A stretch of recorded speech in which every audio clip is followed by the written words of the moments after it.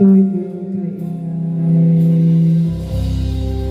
Ngài sẽ mở bóng cánh che chở cho tôi nép vào. Sự thân tín của Chúa là cái khiên và mộc của tôi sẽ chẳng kinh khiếp ban đêm, đọc tin mãi cho ban ngày, dịch này đây ra trong tôi bằng hoặc sự huy pha trong lúc chưa